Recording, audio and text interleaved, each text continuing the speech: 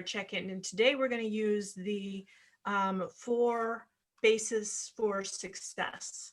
So what I'm asking is, so you've got these nice little, for once you can put yourself in a box. You're on Zoom, you're in a box, and somewhere is about the middle of your box, in the low end and the high end, and just kind of feeling into your body, feeling into your awareness. What is your energy right now? Is it kind of in the middle? Is it high? Is it low? Just check in, and if you're willing to share, kind of bring your energy meter onto the screen. Okay, so we've got a variety of energy levels, and we're going to make an assumption about Marilyn's, and we're not going to ask her to turn her camera on. She can do it personally. It's a bit low, I must say. Yeah, we were guessing, but we'll see how that might change. It's impermanent. So then another is interest. I know you've got some level of interest because you're here, but check in. How interested are you? Is it kind of like or yeah? You can use emotion, or you can just use this. And if you don't want to tell, you can keep it to yourself. So kind of both. Very interesting. The strength of your mind right now, is it focused and clear, or are we starting out a little bit kind of fuzzy?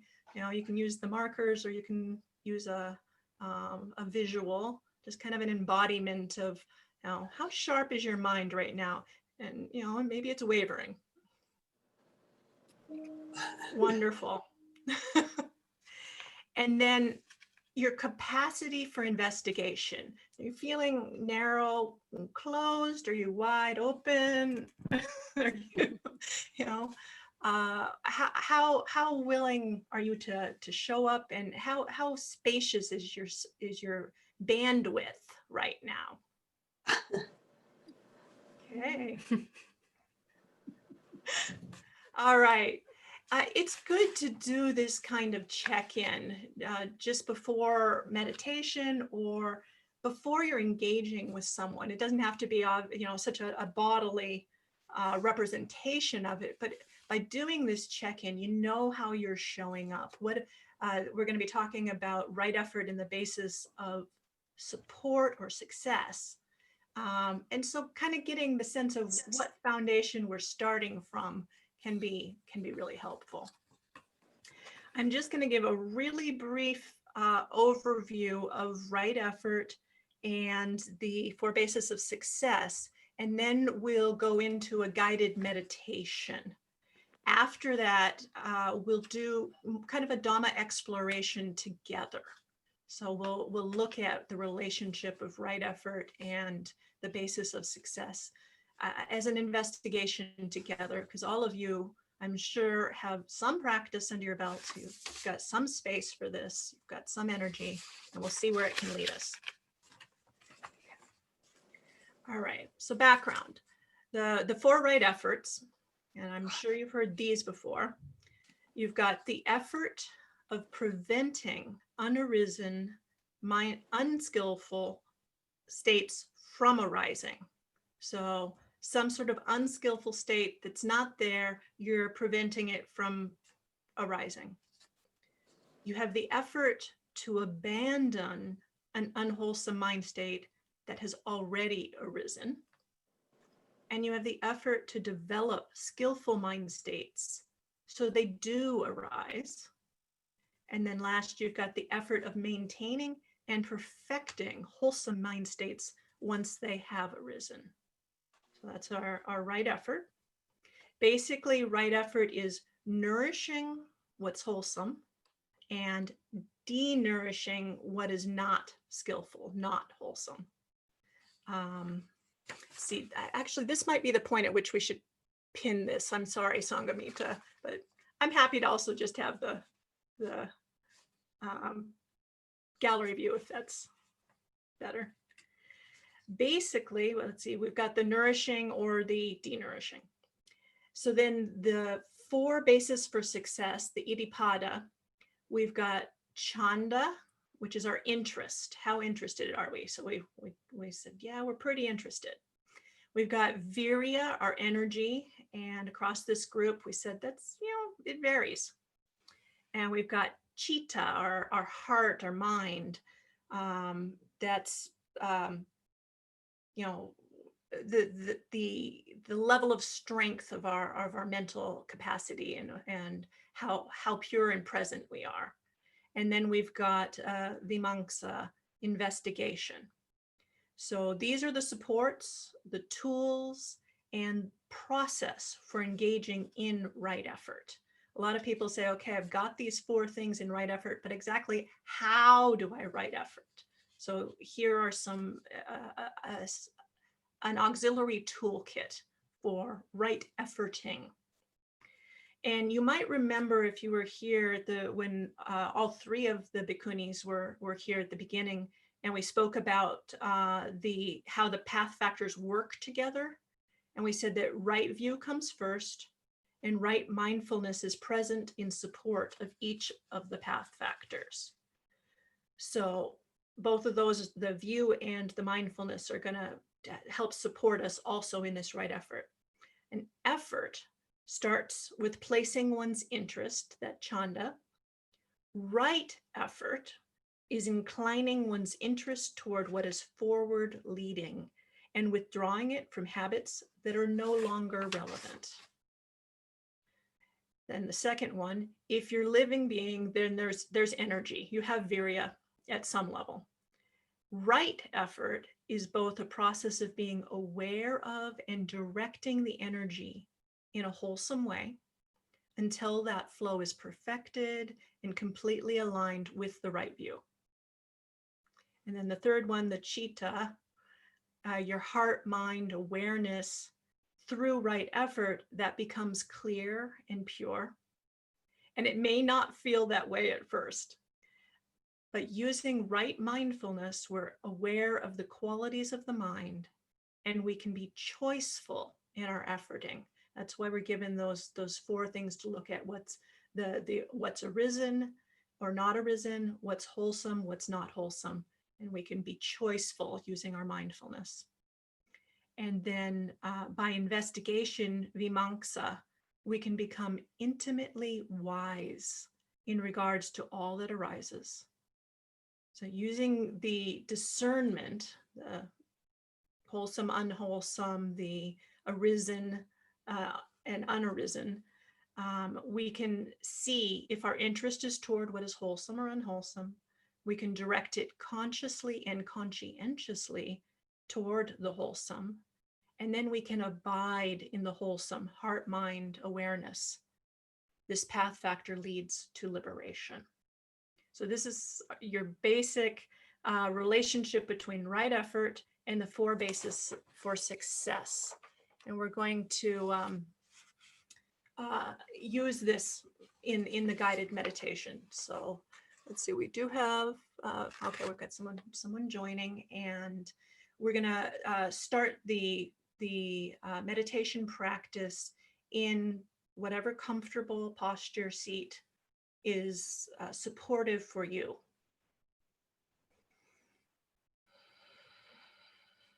And this is going to be a body-based meditation.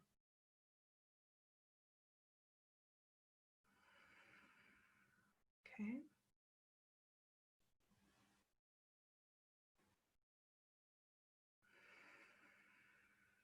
You can take a few breaths, lean to the left, right, whatever gets you into the posture that is going to support your presence.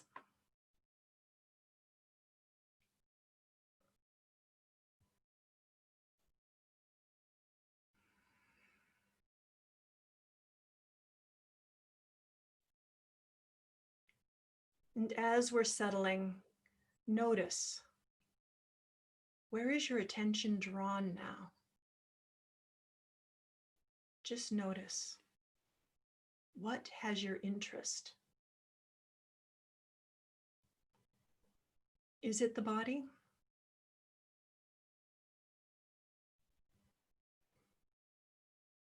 If it isn't the body, can you kindly and with loving intention direct your awareness toward the body,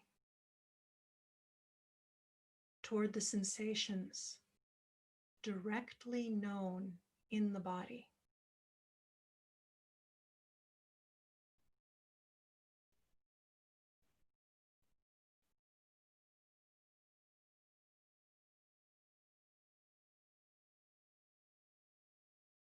This directing of intention to the body is wholesome. It's part of the first foundation of mindfulness. It is a support for the unfolding and blossoming of the Dhamma.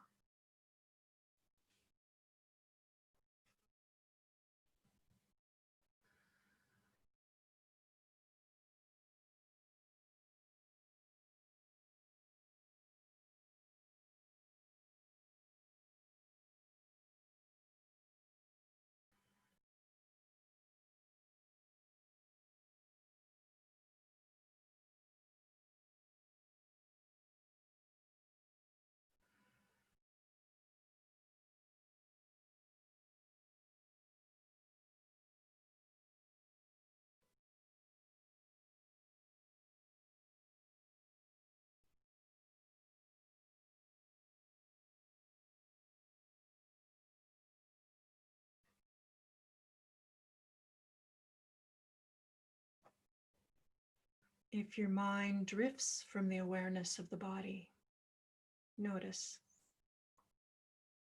Then bring interest to the body. Perhaps first, just know there is a body. The body is like this now.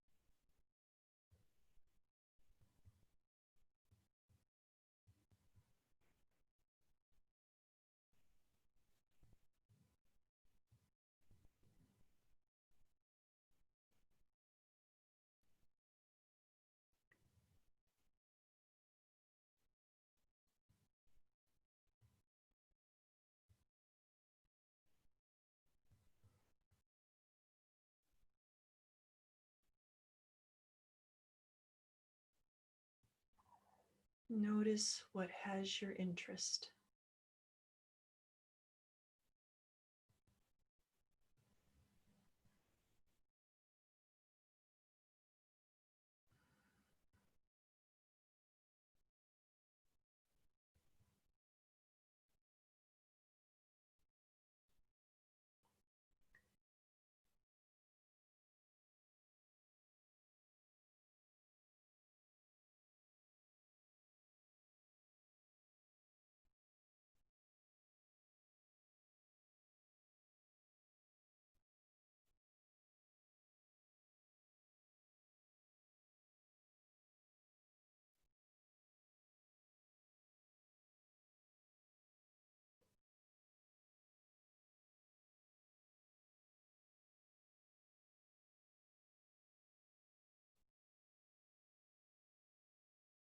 Notice where your energy is going right now.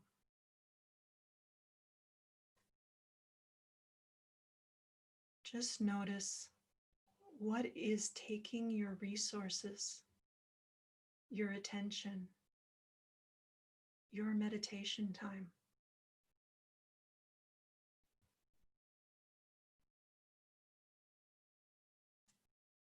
Are you unconsciously giving energy to the hindrances?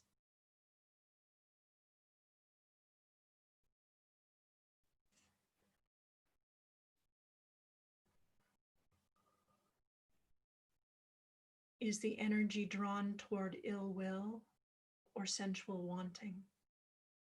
Or are you still attending to the experience in the body at this moment?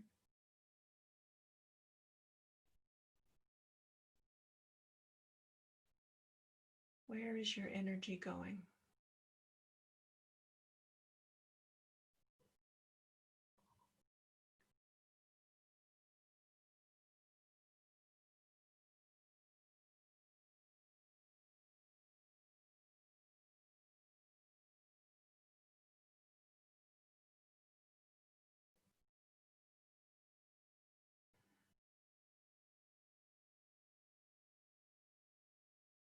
Is the energy being frittered away in restlessness or fragmented by worry?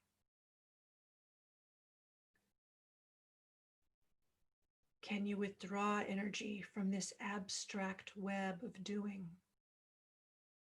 and bring it directly into experiencing the body?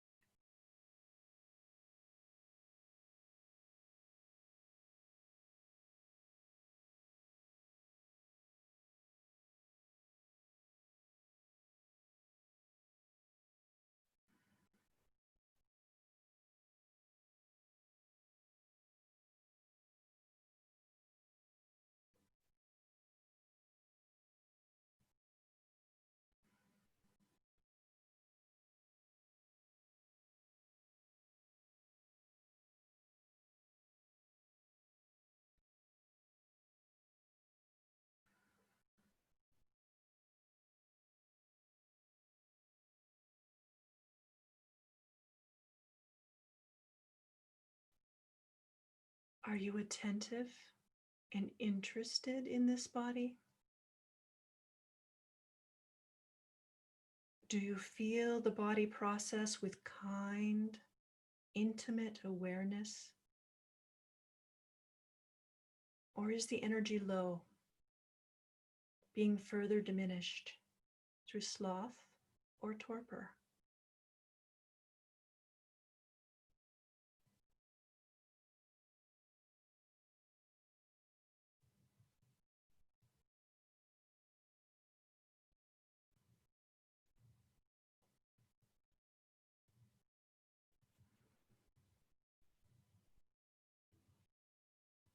Can you open to the sensations of even this, whatever this is for you, with intimate kindness?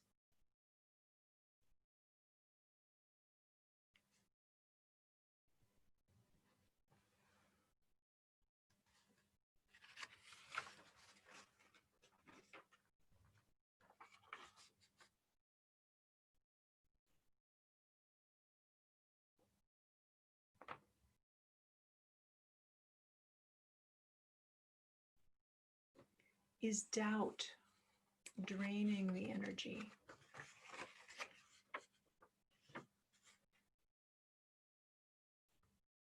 You can trust the body not to lie to you.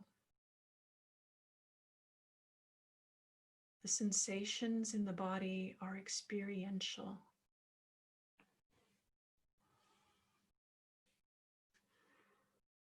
What is the experience in the gut?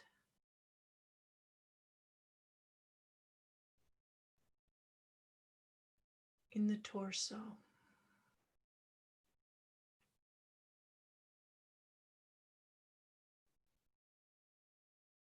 In the pelvis?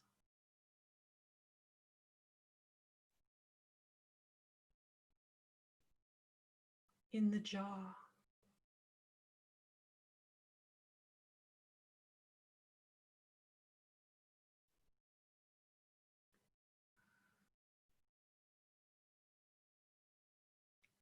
If there are words, they're generally simple, tight, numb, spacious, sharp. What is it for you right now, in this moment?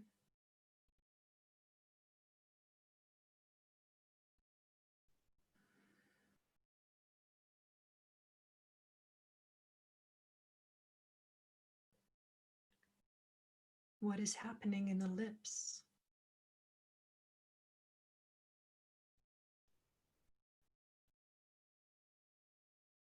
Around the eyes?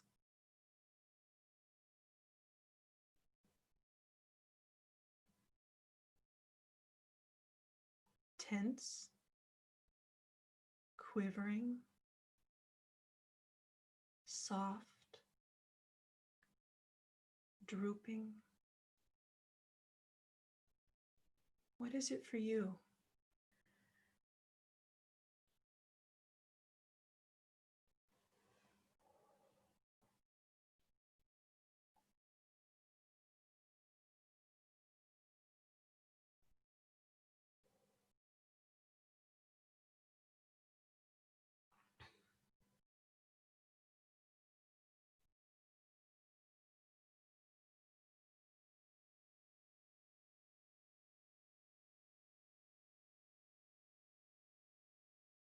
I invite you to let the boundaries of this felt body soften into the space around it.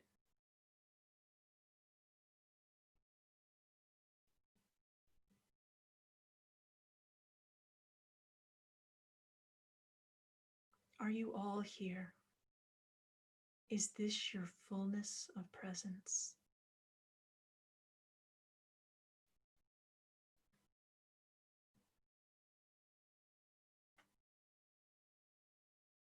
What is the valence of this presence? Its taste, tone, timbre.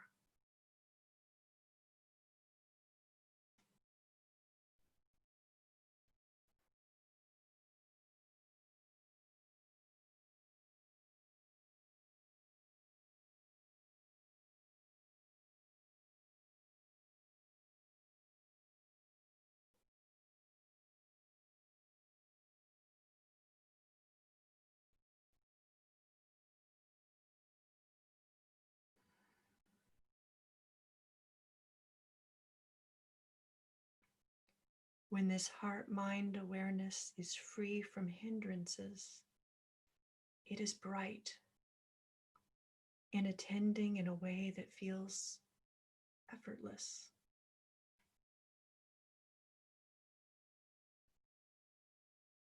Is there effortless efforting in this moment?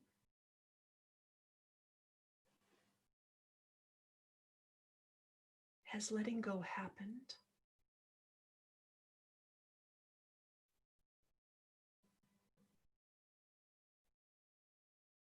Are you easily and fully with right now?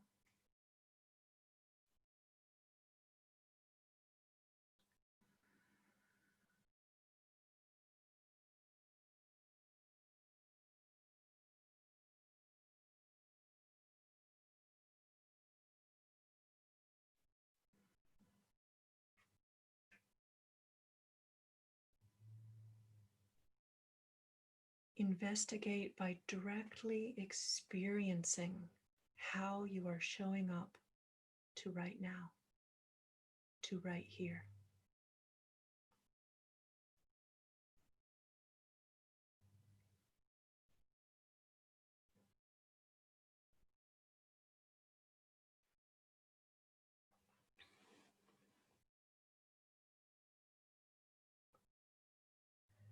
If you feel a pattern of pulling away from this present moment awareness, what is the experience of the pulling away?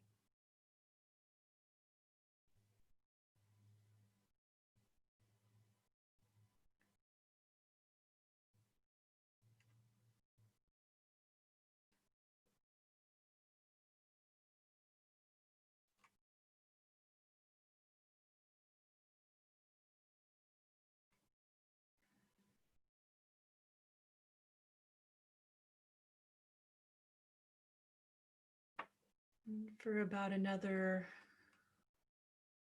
15 minutes, remain in the experience of this awareness. Rest in it. Soften into it. Soften into the unfolding perfection of it.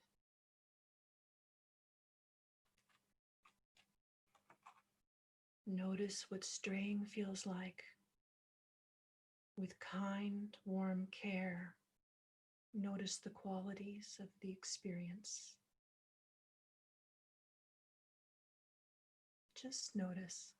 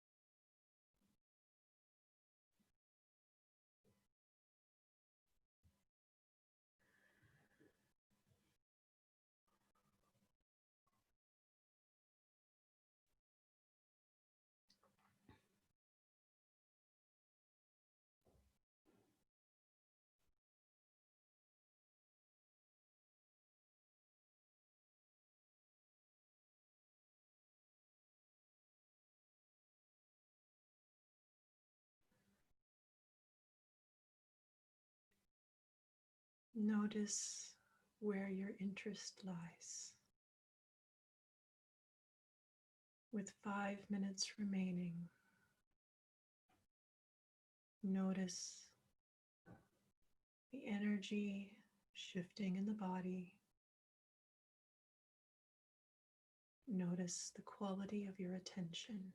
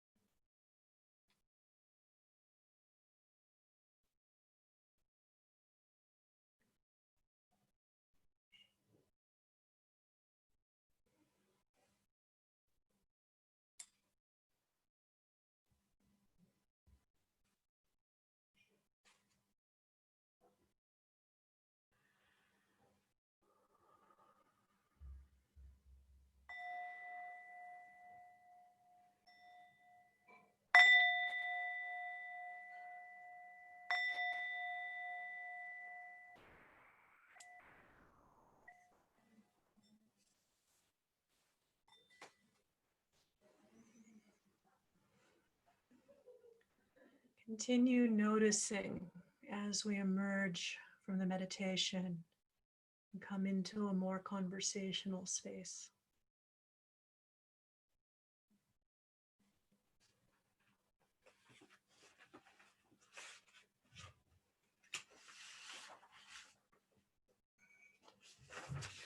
To introduce the practice or What practice? the exploration.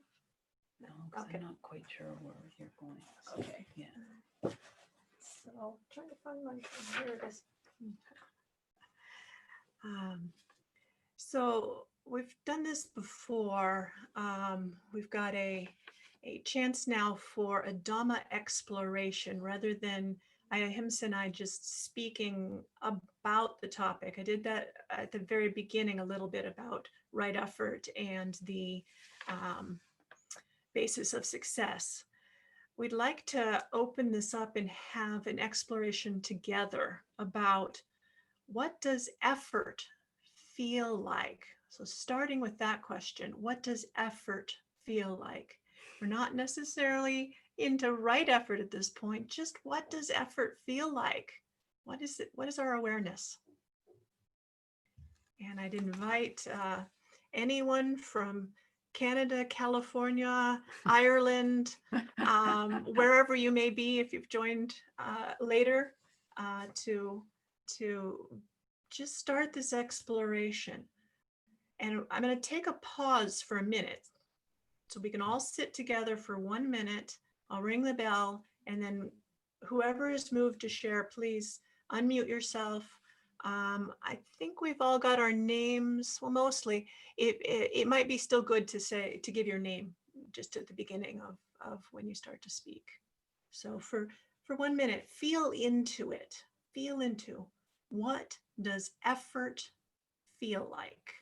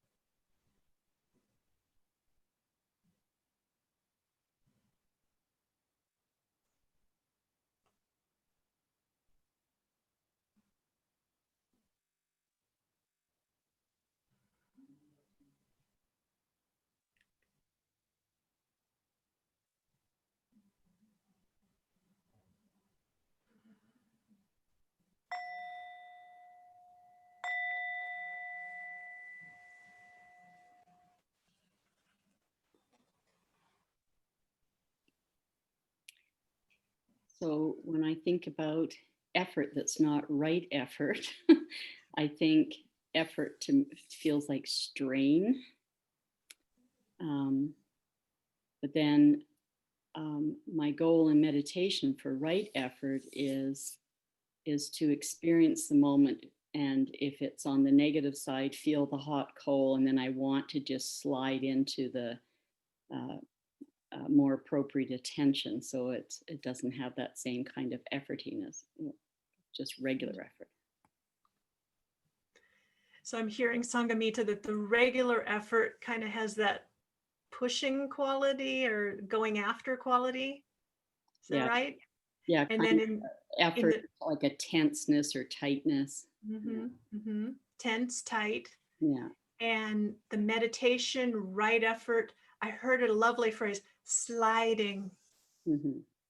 Just kind of like that effortless effort. Yep, well, go ahead. It's when you feel like if you're aware of the present moment and it's something that's not wholesome, then feeling the hot coal, and then you're then it's then you just slide into the right effort because you don't want to feel that hot coal.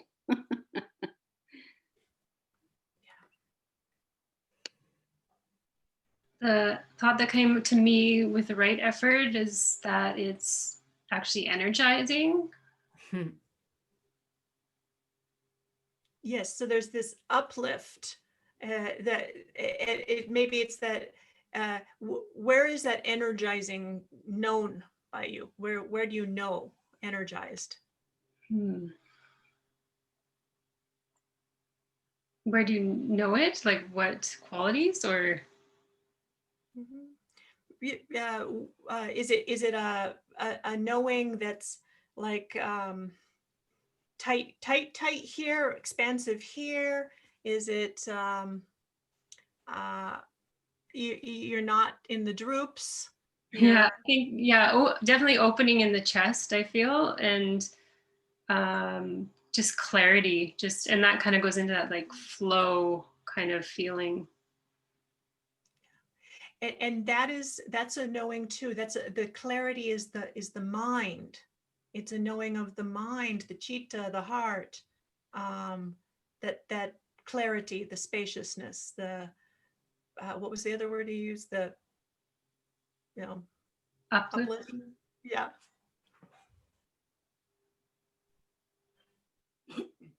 Yeah, for me, my experience, it was like, what does that feel like? That was like, I've never really tuned into that. And then Sangamita saying, and then it does feel draining and tightness. I find tightness comes in the jaw, the eyes, the body is more in a fight or flight. And then, I've just finished reading the Four Noble Truths, so this is still very new to me, but right effort, I'm not there yet, but just like Millie explained, I experienced that. It's like I felt the body go into, homeostasis, just like I sink into bliss, almost like an opening of the heart chakra, just like a baby, like, and then when the thoughts arise and I engage, I can feel the body tense and hyper focus again. And then it's like, oh, come back to the body and open, like that. Beautiful. Yeah. Ahimsa whispered beautiful, and I would totally agree. Yeah. For me, I find that some effort can also be draining. I mean, I think it can be energizing, but somehow at the same time it can be just tiring. Just really when you put a lot of effort into something, you end up exhausted, don't you? Seems to me.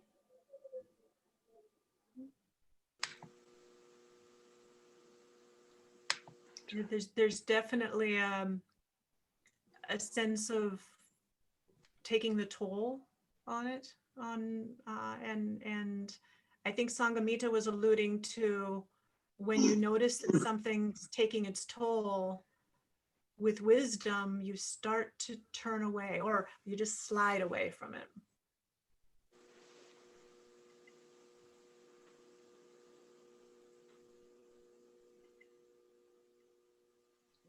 When I thought of, sorry, it's Tracy. When I thought of just the plain effort, the first thing that came into my mind was it's almost the same as the feeling when I'm wanting something. Mm-hmm. Mm-hmm.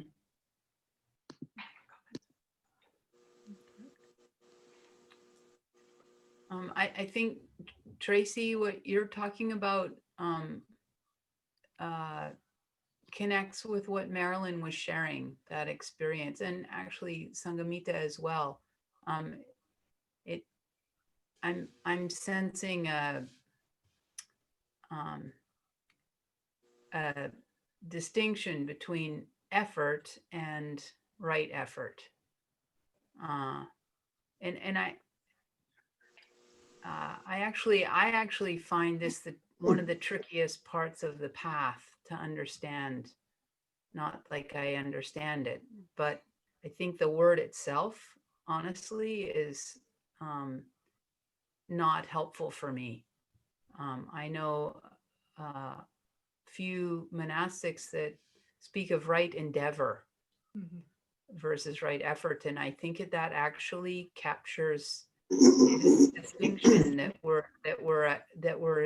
we're realizing and kind of talking around through our experiences. When there's effort, similar to what's been said, for myself, when there's effort, I especially initiating effort at times, I can almost feel like, this is a bit dramatic, but you know, a kind of a battle, like a little bit of a conflict, and quite a lot of some qualities that are needed on the path, but that need to be balanced and tempered, you know, qualities of determination and perseverance, and you know, arousing energy.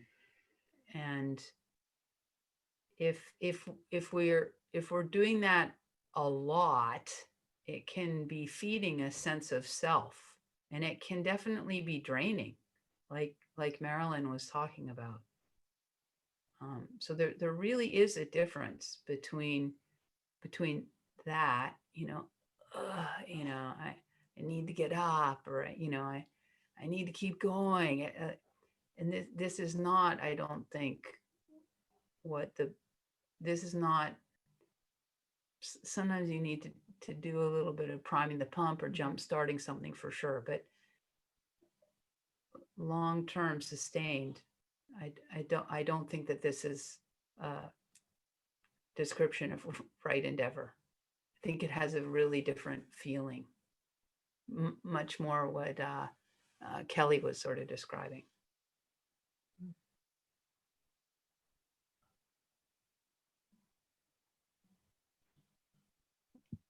Would anyone like to respond? Oh, did someone start? Kelly. Kelly, great, please. Just on what you're saying there. So something that came up for me in this meditation was, how do I differentiate between what arises and acting upon it, or what arises and just letting it pass with impermanence? Because there's times where we need to get up and we need to go to the bathroom, or we need to use our critical thinking, but what percentage is actually critical, and how do we differentiate, right?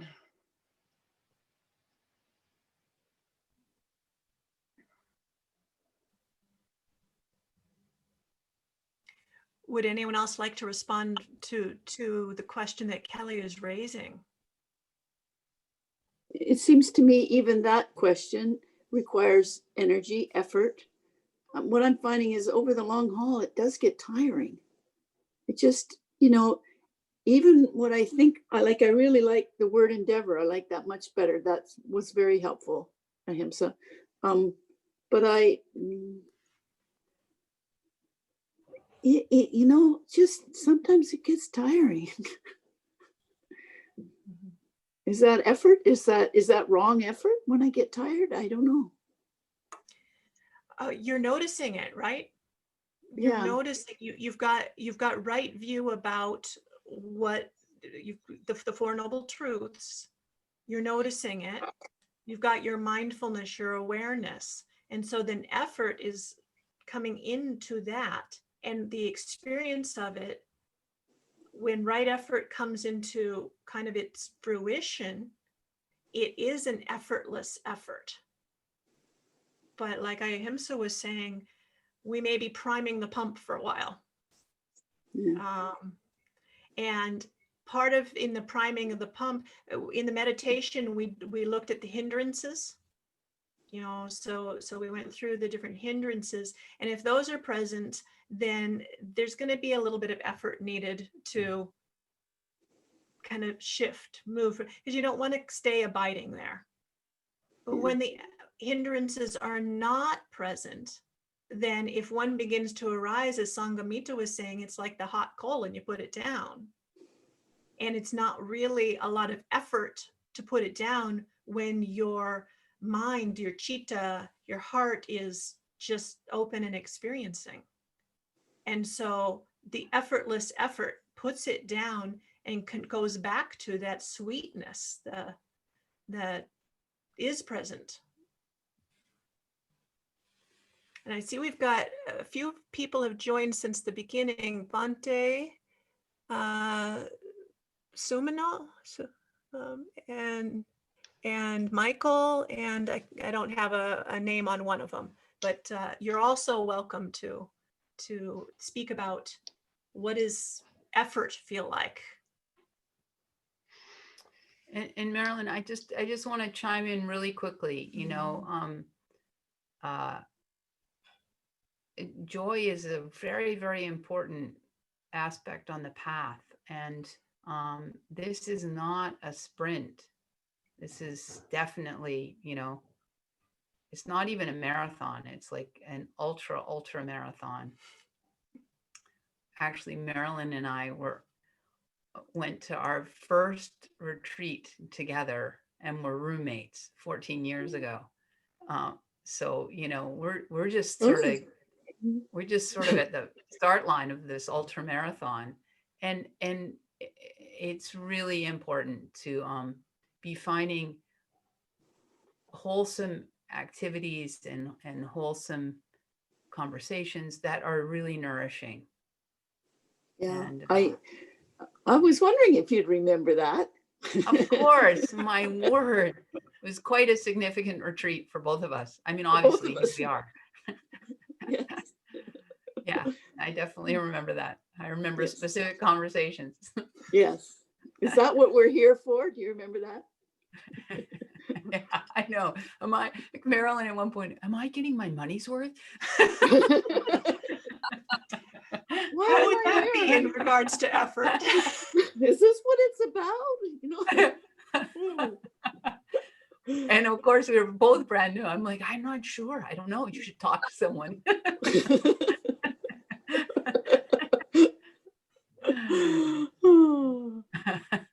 Yes, thank you. Good memories. I guess though, I find sometimes even like I know that what you're saying, like to bring joy, and joy, yeah, it's a big part of it. And you know, but there's even effort required to get joy out of something sometimes. You're right. You're There's absolutely right.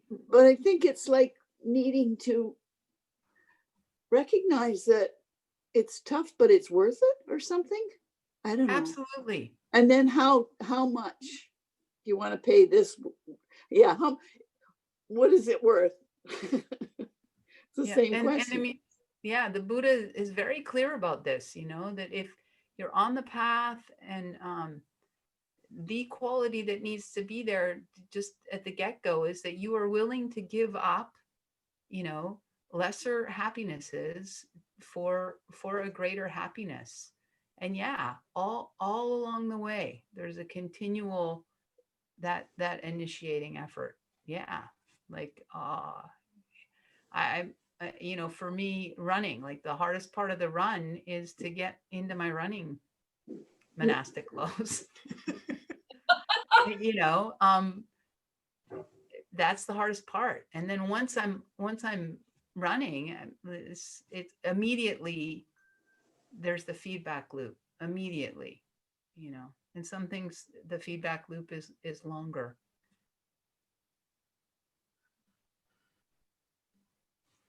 Yes.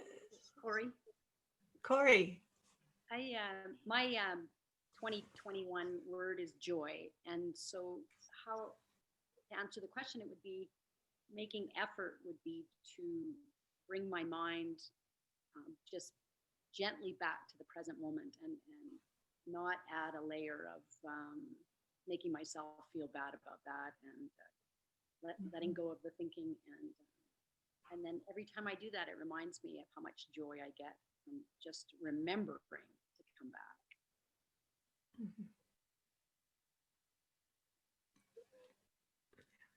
yeah, you're touching into something important there. You're putting the effort toward, so the right effort toward a quality you know is beneficial, the joy. And you're also doing it with a gentleness. So, because how we attend to these things matters. And you'll notice how much energy it takes will vary depending on how you're showing up for it. So showing up to the cultivation of wholesome qualities with a gentleness, a spaciousness, that's going to be far more forward leading, I guarantee you. If I can guarantee anything, which I'm not so sure, but if I could guarantee anything, I could guarantee you that yes, how you show up matters to even the efforting. It will make a difference in your results and in the unfolding of those results. So we've had the question, what does effort feel like? Is there any questions that emerge from Ahimsa or anyone out there that feel like it's something around the area of right effort that you'd, or these, the basis for success that you'd like to explore? I was just going to comment on what Marilyn had said. For myself, most of the renunciation that has happened in my life has been because the effort required to obtain sensory world happiness has felt like too much effort for the payback of the sensory experience or its shortness of being present. And yeah, so I think the trick is developing, the peace or the joy that comes from our meditation practice, because it's easy to renounce one if you have the other that's there to rest in. And yeah, I used to call my meditation practices a beach holiday, because without all the effort of working hard to make money to buy a plane ticket and all the stressors of travel to have that lovely experience of relaxing on the beach, I could have that experience sitting down to meditate. Say the beach part again, it cut out. Sorry, I used to call my meditation practice a beach holiday. So minus all the time and effort and expense and difficulties of making it to a southern clime to lie on the beach, you could have the exact same experience sitting down to meditate. Mm-hmm. Mm-hmm. Yeah, I mean, really, this right endeavor is, the more energy that we can put into stopping, the more energy that we can put into non-doing. Yeah.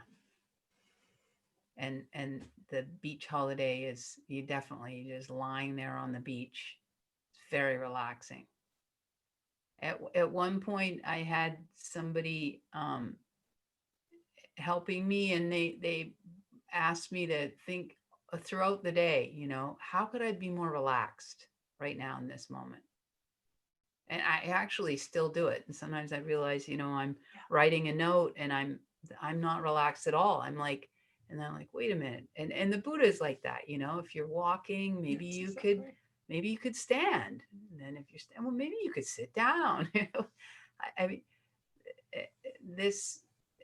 it really is a tricky, this right effort. And some of the Sutta translations about, striving and these are sort of sticky. The Buddha was not speaking to our culture when he was giving these teachings. He was speaking to a culture that was not nearly so individualistic and had such a sense of doing and agency. He was speaking to a collectivist culture. I remember reading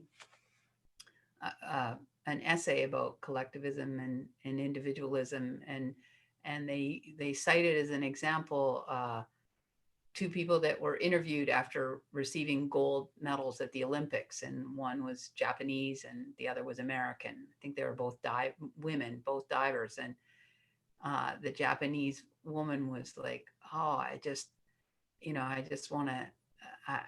And there, of course, the question's very specific, like, what were you thinking as you were, doing that dive? And the Japanese woman was saying, "Oh, I was thinking about my family and my parents and my coach and just all of like a group, right? The whole causes and conditions that had led to that moment. And the American woman was like, oh, I was just, it was completely self, oh, I was just able to nail it, I was focused, and and I mustered up. It was just all about everything she did.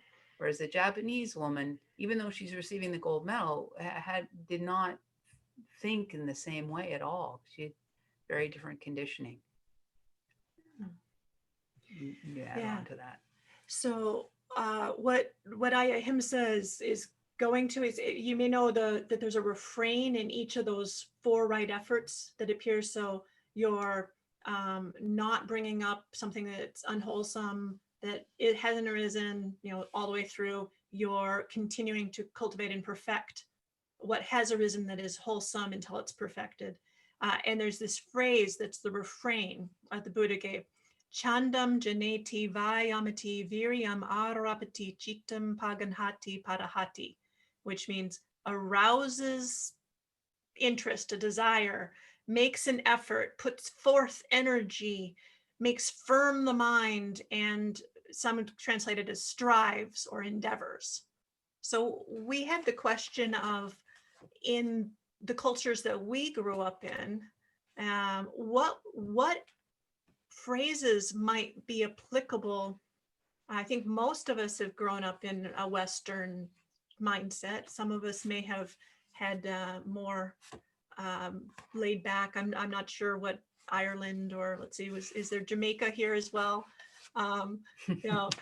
So from our different cultures, what would be the words that would be right efforting for us? Or right endeavor. Right endeavoring. Yes. It's much better for me. Right striving. Yeah.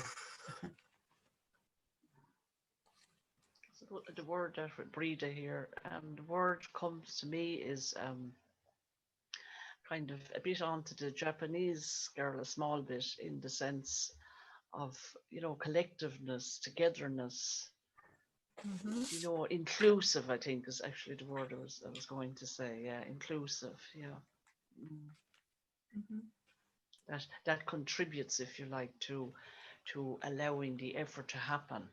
I suppose I'm speaking for myself more than the culture maybe of Ireland. Yeah, I'm not suggesting that's not the culture of Ireland, but I can only, I'd have to think a lot more about it as to what the culture would be. Yeah, but for myself, it allows the effort to happen, and that's, otherwise, as has been mentioned a lot already, it's an effort for me otherwise is challenging, it's draining, it's not opening, it's that's what makes the difference for me, really, but also to include myself in it. It's kind of inclusive of myself and other people, if you like. Yeah And inclusive of the experience that's arising right in that moment. Not a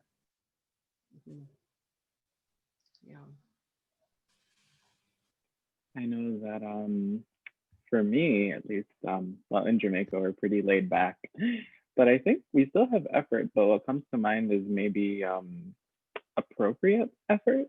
So there's definitely this sense of knowing the distinction between the things that are worth exerting an effort towards and the things that maybe don't require as much, or even don't need any effort.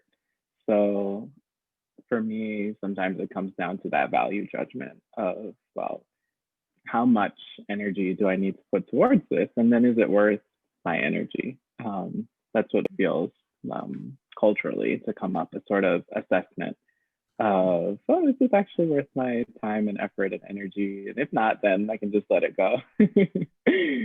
Yeah. So we've heard inclusive, collective, appropriate. I'd add in balance. For me, balance, because I'll just like go headlong, hyper attention into something. And so like the other day, Ahimsa knocked on my door and said, "Are you coming to puja?" I'm like, gasp, like what, where'd that hour go? I would posit that I may have been focused, but I wouldn't entirely say I was present. So more balanced. I often reflect on the idea of straightforward and gentle. It's from, yeah, I like that. Straightforward and gentle. It's referring to speech, but it applies to a lot of things, I think. I think you might be alluding also to the qualities of metta, that those might be present as we're right endeavoring.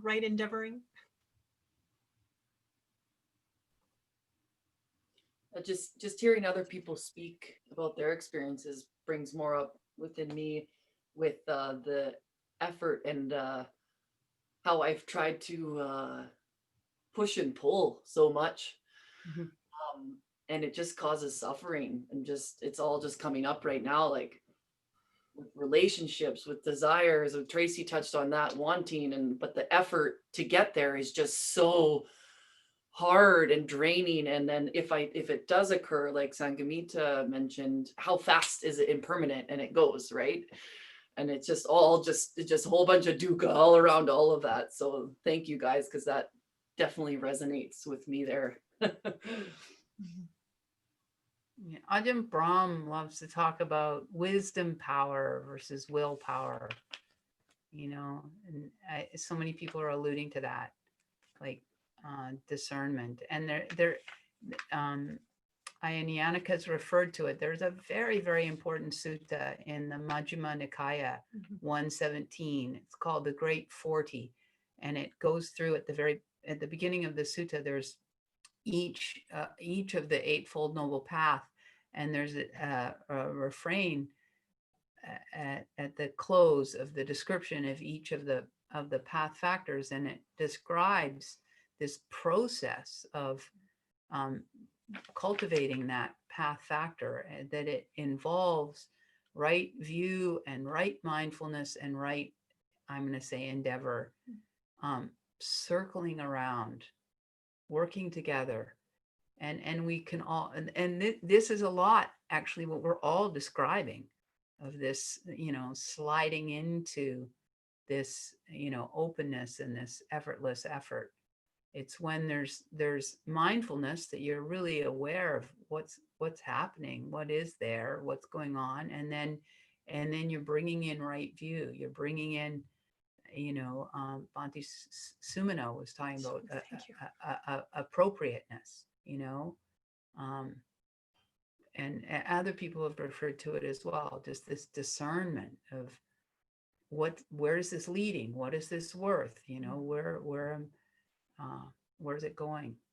What am I getting out of it? How does it feel? Right view is so important, and really the thing that's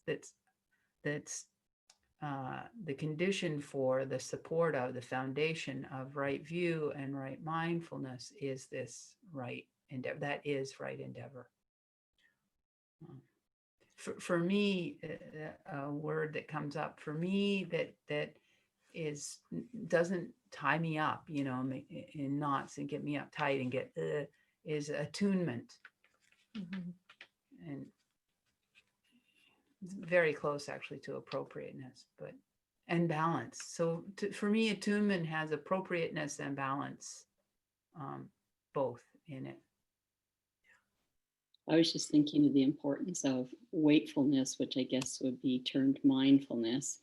And it's what you were talking about, Ayya and Niyyanika, when you were saying you were so focused but not aware. I mean, you almost missed puja.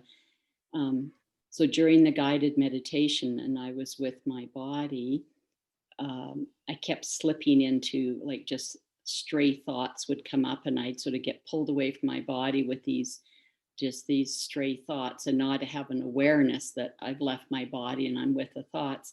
But with the guided meditation, you kept, every little while you would say, where are you at? So that would cause wakefulness, and then I come back to the body.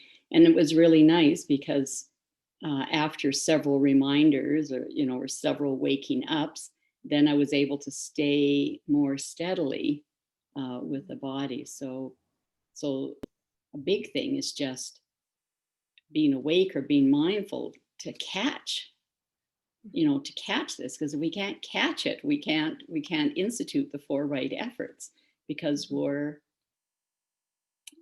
unaware. Mhm. Yeah. Yes, that's why that right mindfulness has to be part of the supports for right effort as well as right view. Yeah, and the attunement, the balance, all of these I think are the words that are rich for our times. This is my kind of fantasy of the history of the Buddhas, is that we've had many past Buddhas, and Shakyamuni Buddha, our recent Buddha, was addressing a society that needed to hear that striving, endeavor, putting forth effort, aligning the mind, that was culturally what was most relevant. And it's the refrain, it's not the right effort itself. In another Buddhist dispensation, he may have met a society more like ours that is, already marching along, maybe is individualistic, is, very hard on ourselves. And the refrain may have been very different. So when we talk about past Buddhas, it says the Buddhas taught the 4 Noble Truths. Each Buddha taught the 4 Noble Truths, which means taught the Eightfold Path. But it doesn't necessarily say, and it happened in exactly this way. I think it's probably pretty clear because these teachings are very applicable to us today, even though our tendencies, our leanings may be from a different cultural thing, it's still relevant. So we can take the core of the teachings and then use the words, the one gentle, kind, the letting go, the putting down, the tuning, the balancing. Find the words that are going to resonate for you, that your right effort is wholesome. Thank you. That was really, I liked that comment. That was very, very helpful. I keep coming up to thinking about sloth and torpor and thinking that's a big thing for me. I guess that's obvious.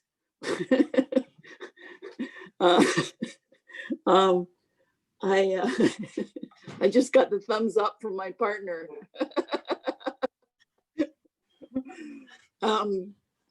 Yeah, but I think if we can see that it's more about not what is it, endeavor, and less about effort, then it doesn't push on the sloth and torpor so much.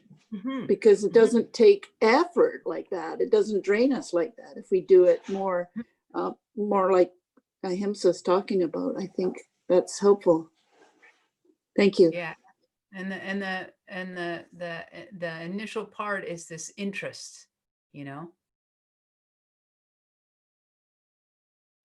Interest and joy, like that part about going into it with, let's see how this is, and curiosity and all that kind of good stuff. If we can start there, I think it's more effective and less draining, let's say. So yeah, thank you.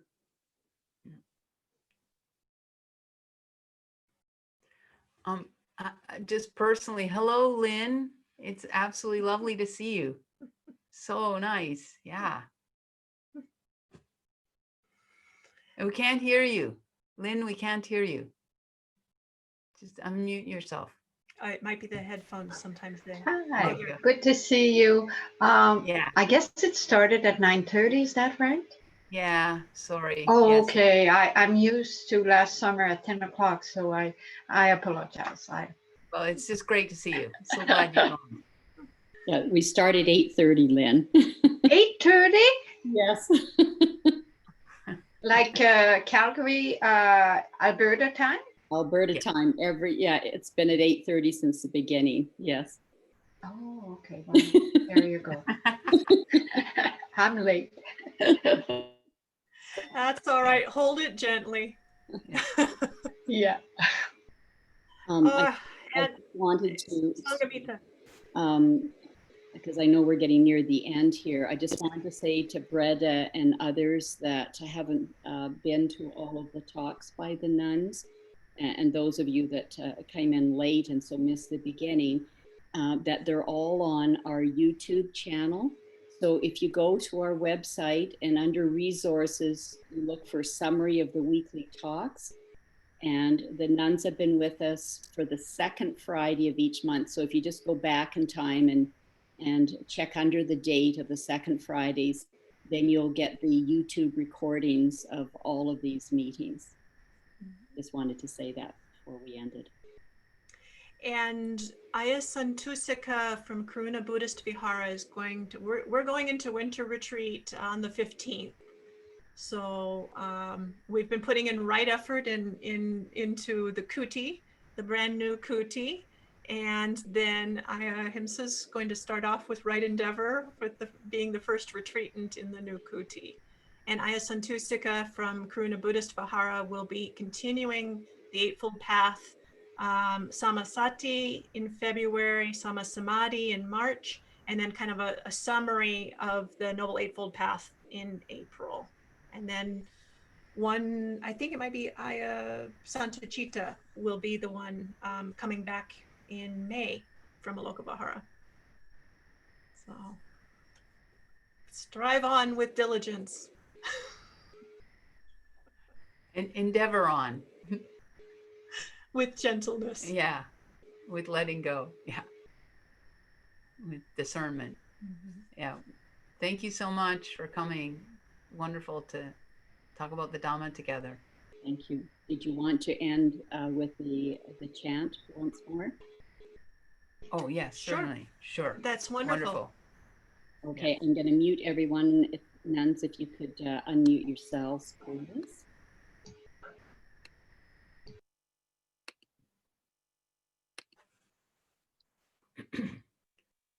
Samma ditti, samma sankappo, samma vacha, samma kamanto, samma ajivo, samma vayamo, samma sati, samma samadhi. Samma ditti, samma sankappo, samma vacha, samma kamanto, samma ajivo, samma vayamo, samma sati, samma samadhi. Samma ditti, samma sankappo, samma vacha, samma kamanto, samma ajivo, samma vayamo, samma sati, samma samadhi.